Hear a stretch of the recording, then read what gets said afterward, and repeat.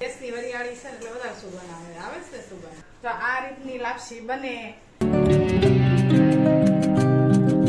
તો welcome back to another video guys. સ્વાગત છે તમારું બધાને એક નવા વિડીયોમાં. બરાબર, અને આજે છે ને મમ્મી લાપસીની રેસીપી આપવાના છે, તો એ તમને હું બતાવું. હા, લાપસી બનાવવાની છે.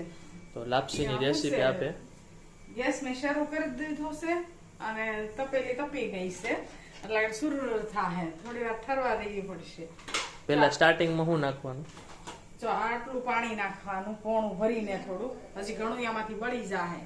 અને એક તપેલી ભરીને લોટ નાખવાનું, ધીમા ગેસે સડવા દેવાની. તાડે હું લોટ આ નાખીને પાણી ગરમ થઈ ગઈ વધારે તપેલી.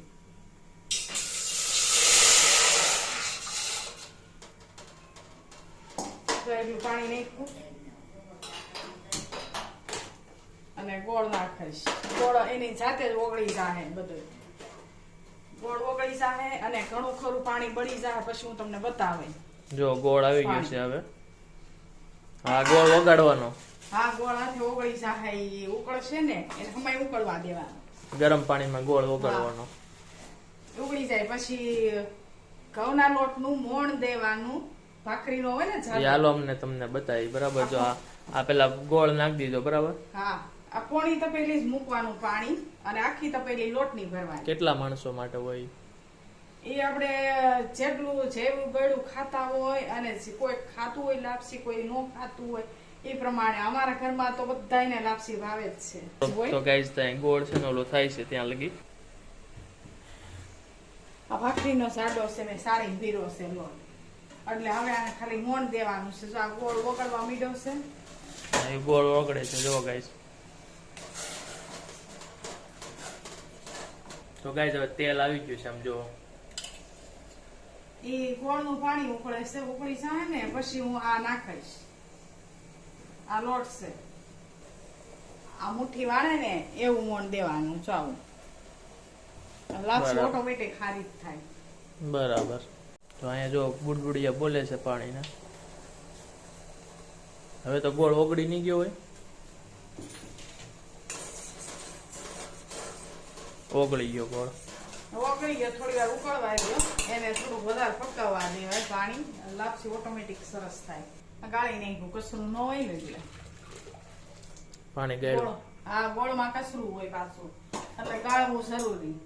ગાળીને પછી પાછું મુકાય.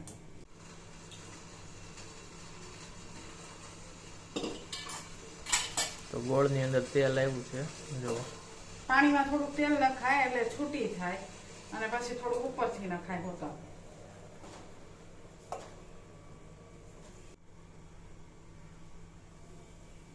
આ શું કીધું? લાપસી કરી ઓરી, પાણી ઉકળી ગયું છે અને હવે આ લોટ ઓલો કરી અને ઓલું કરી દીધું. હાડ હોલ પાડી દઉં, વેલણથી સામ હોલ પાડી દેવાના અને ધીમા ગેસે રેવા દેવાના, એટલે ઓટોમેટિક આમ બફાઈ જાય, સરસ થઈ જાય. અને એમાં છે ને થોડું થોડું તેલ નાખાય. આ હોલ હોય ને એટલે ઉભરાવા ન કરે.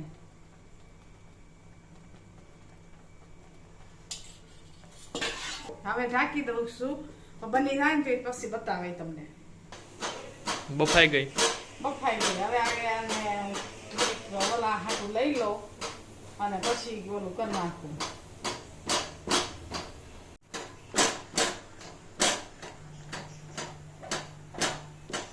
ઘી આવી ગયું છે.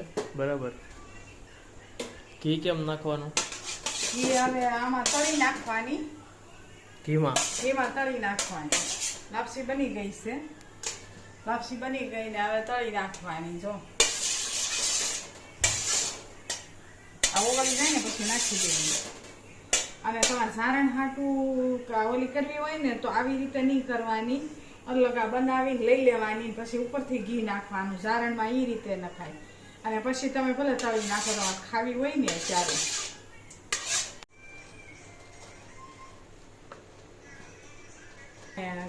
આ જો તળાઈ જાય એટલે જમવા બની જાય.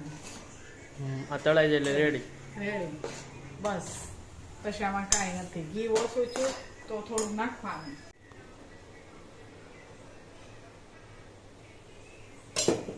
આમાં દેશનું ઘી છે, આટલું ઈરું છે હમણાં આવી જાય. આમાં કોઈ દેશી અહીંથી ખાધું નથી. દેશમાંથી જ ઘી આવે છે.